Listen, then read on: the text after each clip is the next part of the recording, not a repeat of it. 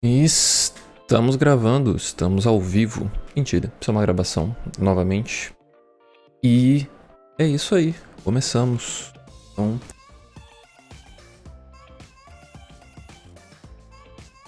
olá pessoal, sejam muito bem-vindos ao canal. Aqui é o Flávio e nós vamos falar hoje sobre o que? Tecnologia, mais especificamente desenvolvimento de software. É uma das minhas especialidades que eu tenho trabalhado ao longo de muitos e muitos anos, e também meu hobby e uma das coisas que eu mais gosto de fazer na vida, profissionalmente falando. E o conteúdo que eu quero trazer para vocês hoje é algo bem interessante. Eu acho que vai servir tanto para pessoas que têm interesse em desenvolvimento de software e querem entrar nesse mundo, você que já está na caminhada há muito tempo comigo, você que está ali no meio da jornada e você que é entusiasta também. As informações de hoje vão ser muito úteis, eu tenho certeza, muito certeza. Então, sem mais delongas, vamos lá. Eu vou transicionar aqui e nós temos aqui o nosso Survey, Developer Survey de 2023. O que é esse Developer Survey? Para quem não conhece, é uma pesquisa feita pelo Stack Overflow, e o Stack Overflow é, se não a maior plataforma, fórum de tecnologia e desenvolvimento de software do mundo. Então, se você precisa de ajuda em alguma coisa com relação ao desenvolvimento de software e não estiver no Stack Overflow, provavelmente não existe solução para isso, eu acho.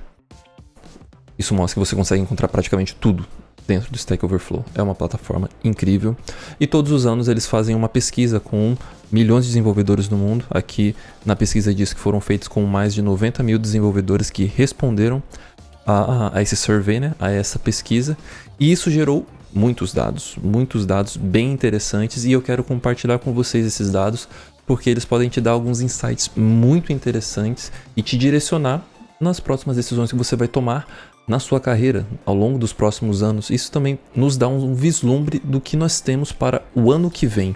Então, fique comigo e vamos lá. Eu não vou mostrar, obviamente, tudo aqui, porque senão a gente teria um vídeo de mais de 1 hora e não é essa a ideia. Então, eu vou focar mais na questão de desenvolvimento da carreira propriamente dito, tecnologias mais utilizadas e ferramentas mais utilizadas e salários. Então, o que importa para a maioria das pessoas, né? Trabalhar para você receber o seu suado dinheirinho. Então, vamos lá. Learning how to code. Eu acho que essa aqui é bem interessante da gente passar rapidamente. Aonde nós temos aqui qual que é a fonte de onde as pessoas estão aprendendo a programar hoje em dia. Quais são os locais aonde elas estão indo, e nesses locais elas estão aprendendo a desenvolver software. E a maioria das pessoas responderam que estão aprendendo com recursos online, então com vídeos, blogs, fóruns. Então, praticamente são pessoas que buscam na internet sobre aquilo que elas estão querendo aprender. Em segundo lugar, nós temos livros, né? A mídia física propriamente dita. Existem muitos livros de desenvolvimento de software muito bons mesmo. Eu tenho uns aqui que são maravilhosos, recomendo a todos. Começo com o Clean Code. E temos escolas, né, universidades, faculdades, cursos online e certificações, on-job trainings, né, pessoas que são capacitadas na empresa, aprendem na escola, com família e amigos, bootcamps e por aí vai. Bem interessante mesmo. A gente tem aqui dividido por idade, então a galera que está abaixo de 18 anos normalmente pesquisam na internet. Na verdade não mudou muito para as outras, né? Toda a galera dividida por idade. Ali tem basicamente a mesma jornada de pesquisa para aprender desenvolvimento de software, que é bem legal. Isso aqui é bem interessante. A plataforma mais utilizada para as pessoas aprenderem a desenvolver software é na Udemy. Udemy é uma plataforma maravilhosa. Inclusive estou fazendo um projeto beta onde eu vou ter a minha própria Udemy. Acompanhe, logo eu vou fazer uma série de vídeos mostrando como que tá e tudo mais, mostrando as minhas frustrações e as minhas vitórias, inclusive as decisões arquiteturais que eu tomei e as decisões arquiteturais que eu destomei, ou seja, eu tomei ela, depois eu tive que voltar atrás e fazer todo um rethinking e tal. Eu vou compartilhar isso com vocês no futuro próximo, porque acredito que isso vai agregar muito na sua vida na hora de você desenvolver o teu software. E eu estou usando a Udemy como o meu modelo base como a minha inspiração para ter o meu start. E não é à toa, é a plataforma mais buscada, tanto pela sua quantidade de curso, como principalmente o valor. É bem barato. Years of Coding, que é anos que a pessoa programa e é que não é levado em consideração profissionalmente falando, mas o tempo que a pessoa, desde que ela começou a aprender, programa por hobby, até talvez conseguir um trabalho e aí seguir todo este fluxo. E aqui nós temos algumas coisas bem interessantes, que a maioria das pessoas que estão nessa etapa, nessa jornada, tem entre 5 a 9 anos de desenvolvimento de carreira. Então, se você pensar aí 9 anos para trás, isso é o que? 2014? Eu comecei profissionalmente a ganhar dinheiro mesmo com o desenvolvimento de software em 2014, mas já programava bem antes disso. Programo desde 2009, então já fazia um trabalhinho ou outro, mas coisas mais acadêmicas, mas desde essa época eu já vinha brincando com tecnologia, trabalhando em empresas que flertavam com isso, mas só em 2014 mesmo que eu virei oficialmente um desenvolvedor de software. E é por isso eu entro nessa categoria de 10 a 14 anos. E Years Coding Professionally, ou seja, pessoas que estão atualmente trabalhando, e essa é a diferença para você entender de alguém que faz desenvolvimento de software e alguém que faz desenvolvimento de software profissional. Qual que é a diferença entre esses dois? Simples, o profissional ganha dinheiro com isso, a pessoa que apenas faz código, né, enfim, programa propriamente dito, é um desenvolvedor de software e não faz dinheiro com isso, ela só é um entusiasta da coisa. Então, essa é a diferença. Então, aqui nós já temos pessoas que realmente já estão no mercado ganhando dinheiro com isso. E aí eu acho que eu estou no final aqui, ganhando dinheiro mesmo no mercado. Eu comecei em 2014 e estou até hoje, então logo vou estar nessa faixa de baixo aqui. Mas é interessante ver que é uma geração bem jovem que está no mundo da programação. Jovem, quando eu falo no sentido, é raro você ver alguém com, por exemplo, 25 anos, 30 anos de experiência, 40 anos de experiência. Aqui é só os Matusalém, a galera que programava em um VI. Pra quem não sabe, VI é uma ideia bem antiga mesmo. Inclusive tem um dado aqui que eu acho que é bem interessante e eu pulei ele. Sim, esse foi o dado aqui que eu pulei. Foi bem... não devia ter pulado. Que é sobre a parte de educação. Como a gente viu ali no início, muitas pessoas elas aprendem a programar, ou seja, a coisa de fato que vai no dia a dia formá-las como desenvolvedoras de software é a parte de aprender. A maioria das pessoas procuram na internet, vídeos no YouTube, fóruns, blogs e pedem ajuda e tal, etc. De fato. Porém, algo interessante que vai muito na contramão do que as pessoas têm vendido cursos hoje em dia sobre isso, é relacionado ao fato de que você não precisa de uma faculdade para trabalhar na área de desenvolvimento. E de fato isso é verdade. Para entrar no mercado de trabalho de desenvolvimento de software, você necessariamente não precisa de uma faculdade, né, de um bacharel, etc e tal. Mas é interessante ver que a maioria dos desenvolvedores, principalmente aqui, os professional developers, né, quem ganha dinheiro com isso, 46%, a maioria deles são formados em faculdade. Tem com MBA, o pessoal com MBA.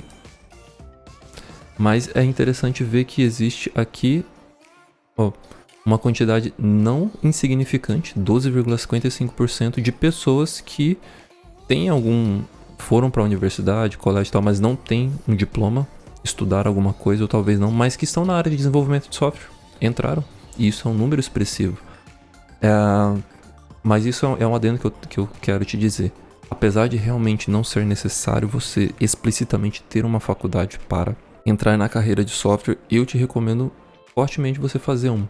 Se você quiser que essa seja uma carreira de longa duração na sua vida, a faculdade ela vai te ajudar, ela traz um peso, então dependendo de onde você esteja hoje, isso vai trazer abre oportunidades para você. Existem faculdades boas, existem faculdades ruins, mas eu vejo que a maioria das pessoas que tem uma carreira de longa duração em desenvolvimento de software, sim, possuem faculdades. Isso pode mudar no futuro? Com certeza pode mudar. Mas hoje em dia, as empresas ainda vêm e dão muito valor a essa questão de você ter um diploma. Então, pense nisso enquanto estiver buscando aí se desenvolver nessa área de programação. Tecnologia. Agora a parte que eu gosto, que é sobre o que a galera usa realmente para desenvolver software. Vamos lá. Então a gente tem aqui Most Popular Technology, ou seja, as tecnologias mais populares hoje do mercado. E nós temos o quê? Tadã! Para a surpresa de 0 pessoas, se você já é da área de desenvolvimento de software, isso para você não é novidade nenhuma, que JavaScript é a linguagem mais utilizada pela galera. Motivo disso, você consegue fazer praticamente qualquer coisa com essa linguagem, e isso não necessariamente significa ser uma coisa boa. JavaScript é uma relação de amor e ódio que existe dentro de mim e provavelmente em 63,61% das pessoas que usam Java no seu dia a dia. E para a surpresa também de 0 pessoas no mercado, de uma forma um pouco até enviesada, HTML e CSS ainda continuam como no ano passado também estava em alta, JavaScript e HTML. Como linguagens de programação, tecnologias extremamente largamente utilizadas. Raramente você consegue desenvolver uma tecnologia web sem essas 3 coisas, né? HTML, CSS e JavaScript. Então, praticamente tudo no mercado exige isso daqui, então é por isso que ela aparece. E terceiro, temos Python. Python, ela vale uma menção importante porque hoje nós estamos no hype das inteligências artificiais e tal, ChatGPT, Bard e todas essas outros modelos que tem aí. E os modelos que são treinados para poder fazer com que, por exemplo, ChatGPT funcione, Generative Pre-trained Translator, que é o que autocompleta o input que você coloca, fazendo com isso se comporte como algo que te responde. Você que é desenvolvedor de software ou está entrando nisso, eu te recomendo fortemente você estudar sobre inteligência artificial. Não para começar a fazer suas inteligências artificiais ou qualquer coisa do tipo, a não ser que você queira, ou empreender com isso também, a não ser que você queira, mas é porque é extremamente importante nós desenvolvedores entendermos sobre inteligência artificial. E eu já vou te dar a resposta, você vai se frustrar muito, muito mesmo, e essa é a minha ideia, isso é proposital, porque esse hype, ele é literalmente apenas um hype, nada mais. A inteligência artificial que nós temos hoje não é aquilo que você pensa. Mas enfim, para programar os modelos, né, que são treinados com os textos e que geram a tecnologia que hoje nos dá a IA, todas elas são a melhor linguagem de programação e mais utilizada pelas pessoas para isso é Python. E Python é uma linguagem bem simples de aprender. E temos SQL, ou SQL, ou SQL para os brasileiros também por 48,66%, não muito atrás de Python, porque apesar de termos todas essas tecnologias modernetes para fintechs, pitorescas, tubiraus, de banco de dados, por algum motivo as empresas ainda amam e decidem utilizar o bom e velho banco de dados relacional, que é onde SQL, a linguagem, né? A query language do SQL consegue performar em seu ápice e é a melhor coisa que tem hoje em dia para você manipular bancos de dados relacionais. Então não é surpresa nenhuma estar aqui.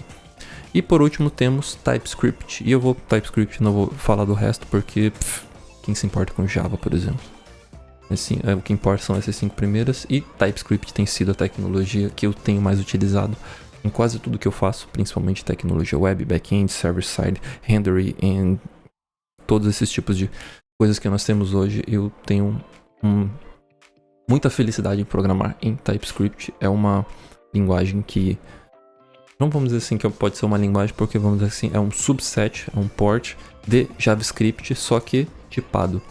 Não é a mesma coisa, JavaScript é muito maior, você consegue fazer muito mais coisa em JavaScript puro do que em TypeScript, mas para a maioria das aplicações que resolvem o dia a dia das pessoas hoje em dia, você consegue fazer com TypeScript. Então, programando web, você quer fazer o seu back-end, server-side rendering ou só o seu server-side, vai de TypeScript, ponto.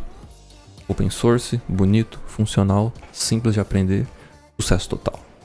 E vamos lá, próximo nós temos o que? Databases, bancos de dados. Bancos de dados são extremamente importantes porque do que adianta você desenvolver softwares maravilhosos que manipulam informações de uma maneira extremamente luxuosa, pitoresca e revolucionária, se esses dados não podem ser persistidos, ou seja, guardados, armazenados em algum lugar. Então aí nós temos nosso banco de dados. E corroborando com o que nós vimos relacionado a SQL, nós temos aqui ó, PostgreSQL, MySQL e SQLite, ou SQLite, ou SQLite, ou SQLite, para os brasileiros e tal.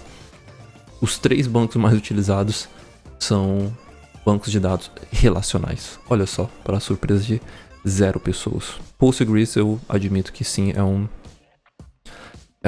tem seus altos e baixos, mas hoje, se você quiser começar uma aplicação leve, pequena, com possibilidade de escala grande em um banco de dados relacional, Postgres vai te suprir e com muito louvor, tranquilamente.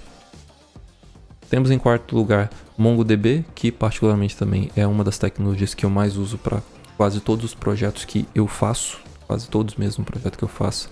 É bem interessante isso aqui, porque é um banco de dados não relacional, né? NoSQL, então um banco de dados não relacional ele te dá, vamos dizer assim, uma flexibilidade de fazer muito mais com o teu código.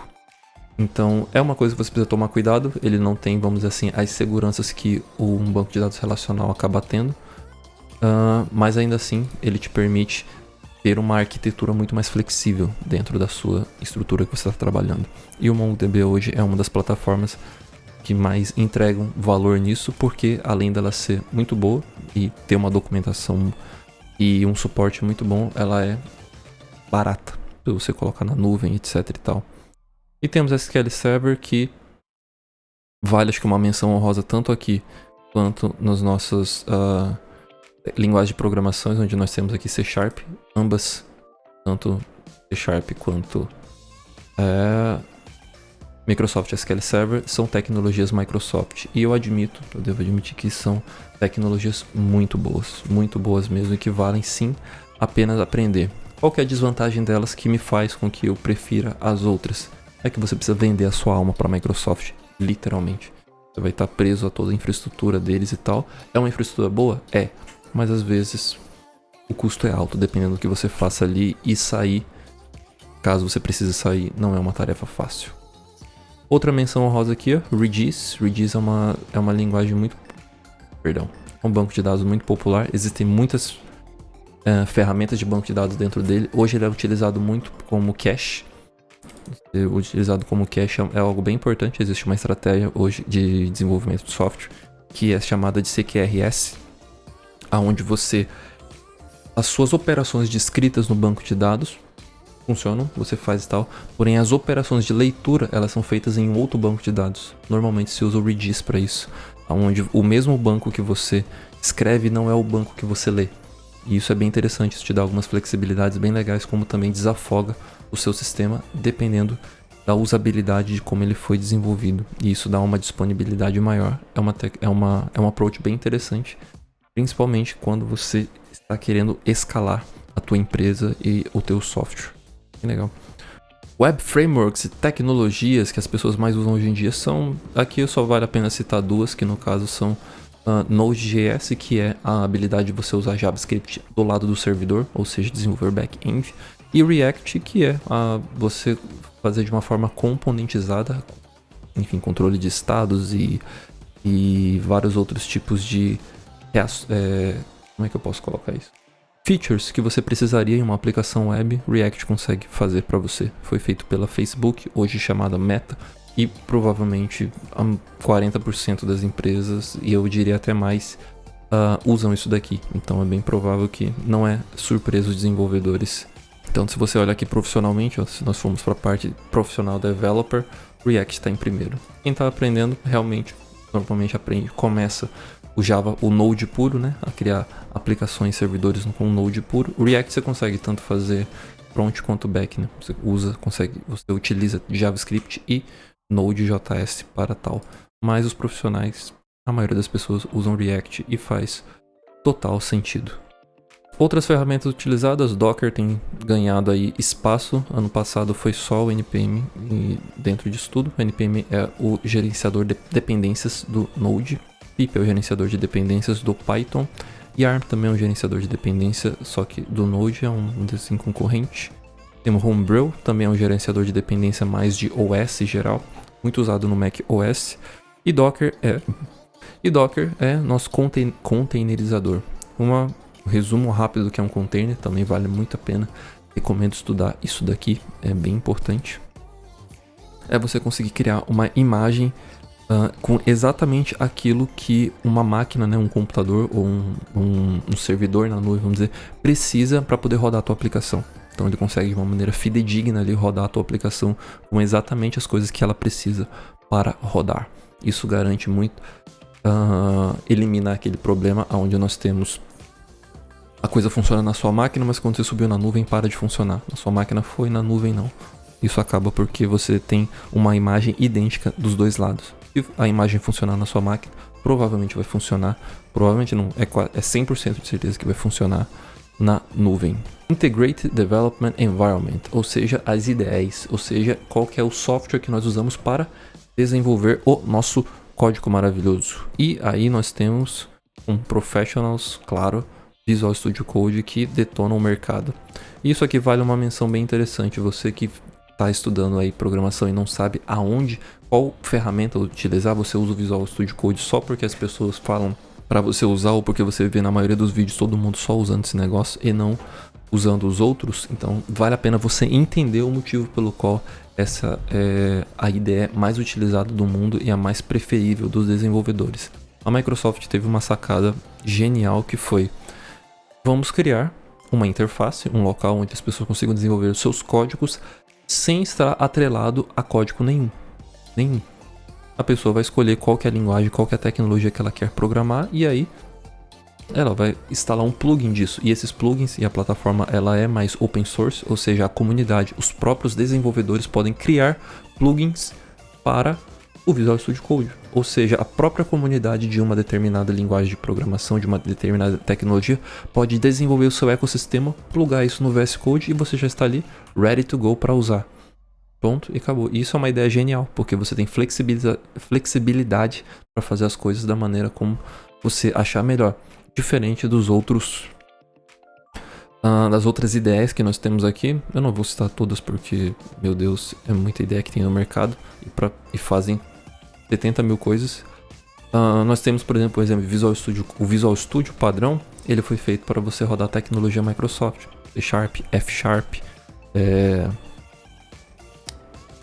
entre outras, se eu esqueci. C Sharp, usar o framework .NET e por aí vai. Tudo tecnologia Microsoft. É uma ideia incrível. Eu já usei Visual Studio e é uma ideia excelente mesmo.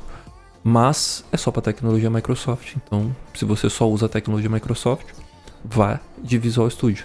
Mas caso você ainda queira ter isso aberto, você consegue inclusive usar tudo da tecnologia Microsoft aqui. Da mesma forma como IntelliJ. Ela não é a única, né? Mas eu creio que para quem programa em Java, zoeira. Quem programa em Java é maravilhoso. Só Java que não é tão legal. Mas eu sei que a IntelliJ hoje é a melhor ideia que existe para quem programa em Java. Porém, novamente, ela só foi feita para Java. Tem tudo que você precisa e até o que não precisa. E tá aí. Pode colocar. Então o Visual Studio Code ganha justamente por conta dessa flexibilidade. Então você não escolheu só porque você foi influenciado por algum youtuber, mas você escolheu isso porque você tem flexibilidade. E isso é muito importante na hora de aprender. Quando você está aprendendo o código ainda, a programar, seja lá na linguagem que você queira, ter essa flexibilização acelera o tempo e facilita a sua vida.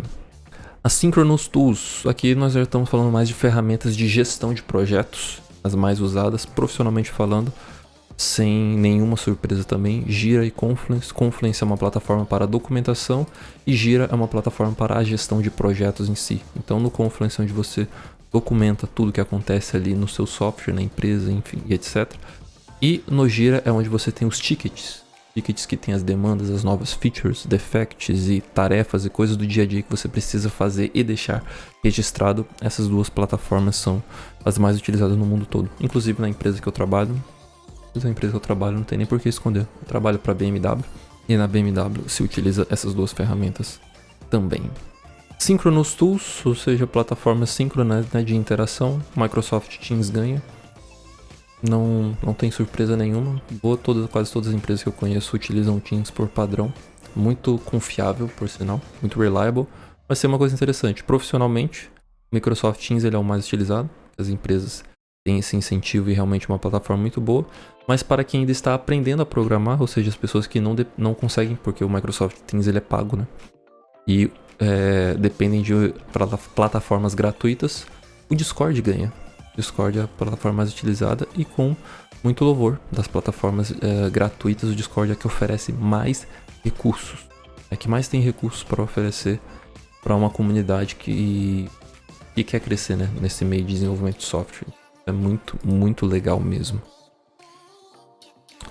Show, o que mais nós temos? Operation Systems. Operation Systems é uma coisa interessante. Eu, normalmente, no mundo de desenvolvimento, achava que o macOS era o mais usado, mas me surpreendeu em saber, quando eu comecei a ver essas pesquisas, que as pessoas realmente usam muito Windows. Usam muito Windows, não apenas para jogar, mas para desenvolvimento de software também. Olha só, eu uso Windows até hoje ainda. Acho uma plataforma muito boa, por uma flexibilização que eu já explico. macOS, eu adoro também o sistema da Apple, macOS, apesar de serem extremamente caros. E eu recomendaria o macOS sempre para você que decidiu ser desenvolvedor de aplicativos mobile, porque toda tecnologia para iPhone, você vai ter o melhor dela no macOS. E temos na minha opinião, melhor plataforma para desenvolvimento web, que é Linux. No caso, o Ubuntu ele é uma das distros de Linux mais popular, pelo fato dela ser hoje a mais estável. Mas o fato dela ser a mais estável não é porque ela é a melhor de todas, mas ela é porque ela é a que mais demora para atualizar. Então quando eles chegam em uma versão estável, eles levam muito, mas muito tempo para atualizar numa nova, porque as versões que vão nesse meio do caminho provavelmente vão ter muito bugs e tal, e eles têm bastante medo de liberar isso para a comunidade. Então eles preferem manter a comunidade com uma versão bem desatualizada, mais reliable, né?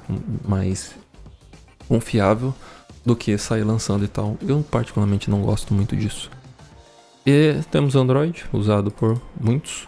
E temos o WSL, Windows Subsystem for Linux, que é hoje na minha máquina Windows que eu uso para meu desenvolvimento todo, que é basicamente você conseguir no Windows subir ali um subsystem do kernel do Linux e conseguir utilizar como se fosse um Linux no seu Windows. Muitas pessoas utilizam WSL com a distro do Ubuntu e funciona muito bem, mas eu particularmente gosto de usar com Linux Arch. Eu tenho usado bastante e o Linux Arch realmente ganhou meu coração. É uma plataforma excelente. Para desenvolvimento web, eu sou suspeito para falar, não tem melhor. Se você quiser um computador 100% Linux, eu recomendo você dar uma fuçada no Arch. Se você tem um Windows e quer desenvolver web, eu recomendo utilizar o WSL2 com o subsystem do Arch. Funciona e funciona muito bem. E chegamos no ponto desse vídeo, que é o que eu gostaria de falar, que é top som das galáxias, que é Top Payment Technologies, ou seja, o que as empresas estão pagando de salário de acordo com as tecnologias. E olha o dado interessante que nós temos aqui. Os salários mais altos que nós temos são Zig. Faço a menor ideia de quem programa nessa linguagem aqui. É uma linguagem relativamente nova e ela serve como um propósito específico. Erlang, F#, Ruby. Ruby ainda está como uma tecnologia web muito antiga por sinal, porém ainda muito utilizada e possui os maiores salários. Olha só como é que funciona. Bem interessante. Clojure perdeu, acho que Clojure estava na frente de Ruby e perdeu a seu posto para Ruby. Clojure é usado se você quiser trabalhar, por exemplo, na Nubank, boa parte do que você vai desenvolver lá usa Clojure. E é bem interessante você ver, essas tecnologias aqui são as mais bem pagas do mercado, são bem diferentes das que são mais utilizadas pelo mercado, como a gente viu lá em cima, como JavaScript, etc e tal. E tem um motivo para isso, que é a famosa lei da oferta e da demanda. O fato de existirem muitas pessoas usando uma tecnologia não necessariamente significa que ela é vamos dizer assim, a mais bem paga. Porque isso significa que o mercado hoje, entre aspas, bem aspas, ele já está saturado de pessoas que desenvolvem JavaScript, TypeScript, HTML, CSS, etc. Isso é meio que o básico da coisa. Por isso que muitas pessoas programam nessas linguagens, elas já sabem programar. Mas as empresas, às vezes, elas têm necessidades muito específicas, seja lá qual for a aplicabilidade de negócio delas, aonde elas precisam de ferramentas e tecnologias específicas para aquilo, como Zig, Erlang, F#. F# é linguagem funcional, então utiliza orientação a objetos. por aí vai. Então são tecnologias que você tem, mas você não encontra pessoas no mercado que consigam suprir essa demanda. Então fazendo isso acaba forçando as empresas a elevarem seus salários, elevarem, né, a oferta de salário para ver se elas conseguem impulsionar e ver se atraem pessoas com essas skills, com essas habilidades para suas empresas. Isso é uma coisa muito positiva porque isso faz a roda da economia girar. Então a empresa oferecendo mais vagas de trabalho e um salário maior para quem programa em Zig vai aumentar o interesse das pessoas por essa linguagem de programação, por essa tecnologia, né? E cada vez mais pessoas vão aprendendo ela. E conforme mais pessoas vão aprendendo e ocupando essas vagas, vai se acontecendo o quê? Uma maior oferta. E essa oferta, uma hora, ela vai ficar maior que a demanda, fazendo com que os salários meio que estabilizem. Só que quando chega nesse ponto, significa que mais empregos foram gerados, mais renda foi colocada, mais círculo aí. E aí no futuro uma nova tecnologia, algo específico, porque sempre é assim, sempre vai surgir alguma necessidade nova que alguma tecnologia específica supre e você precisa de alguém especializado o suficiente para unir as duas coisas, né? Então, e o mercado roda nisso. Hoje a gente vê que, você olhar aqui os salários de TypeScript, por exemplo, estão bem abaixo, sendo que TypeScript é uma das mais usadas. JavaScript é a mesma coisa, olha aqui, ó. 74 mil JavaScript, a média salarial. Isso aqui é o salário anual, tá? Então, em dólar, e é não só em um país específico, mas overall, geral do mundo. Então, normalmente, um programador JavaScript ganha 74 mil reais ao ano. Justamente por conta disso, existe uma oferta muito grande de desenvolvedores em Java, então as empresas não precisam pagar um salário tão alto assim.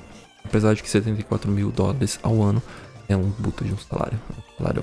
Mas olha só, se você olhar salários como por exemplo Ruby também é uma tecnologia web bem antiga, 98 mil dólares de salário anual. É bastante coisa para viver se você for converter para reais ou viver nos Estados Unidos ou whatever, é um salário bem bom. Bem bom mesmo. Outro dado interessante para você ver, a maioria das pessoas estão trabalhando hoje híbridas. Então, parte em casa, parte no escritório, e temos ali, não muito atrás, 41% de pessoas que trabalham 100% remoto. E pouquíssimas pessoas, só 16, 41 ainda trabalham em person, né, na área de desenvolvimento. Então, saiba aí que você provavelmente vai encontrar uma oportunidade onde você vai trabalhar remotamente. Se esse é um dos seus objetivos, a área de desenvolvimento de software é para você, com certeza.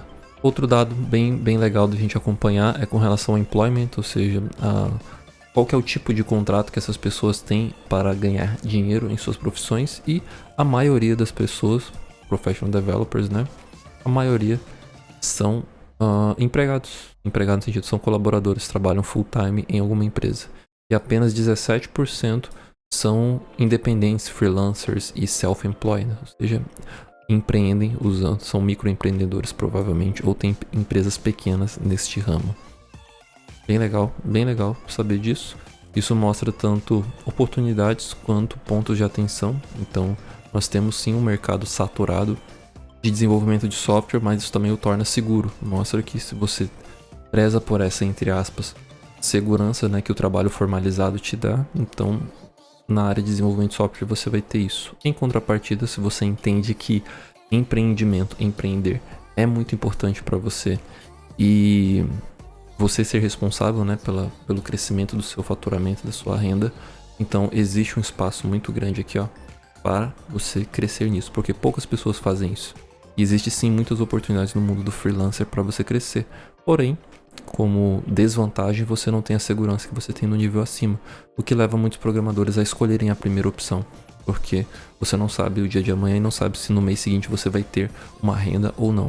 O de cima, mesmo que seja bem menos, mas você vai ter garantido ali alguma coisa no mês. Então é bem legal isso. A mesma coisa aqui mostra, é a mesma coisa, só que segmentada por países. Então aqui é bem interessante ver, mas o motivo é aparecer United States e Germany aqui. Eu acho que eu devo ter isso aqui. É isso que eu queria mostrar. Estados Unidos e Alemanha são hoje os maiores polos contratantes de desenvolvedores de software. Então, tem um número muito grande. Isso não representa uma saturação propriamente dita, mas mostra que são mercados muito mais competitivos. Então você que, vamos dizer assim, gosta do desafio, né? Quer estar entre os melhores, bem provável não. Vá esses dois países são os que têm, vamos dizer assim, oferecer os maiores desafios e também as maiores remunerações para com essa coisa. Então, basicamente, é isso. Se você olhar pelos países, né, pelo developer type, você vai ver que ó, Índia e Germany são 3 mil e pouco, 11 mil e poucas respostas. Então mostra que o maior número de desenvolvedores se concentra nos Estados Unidos e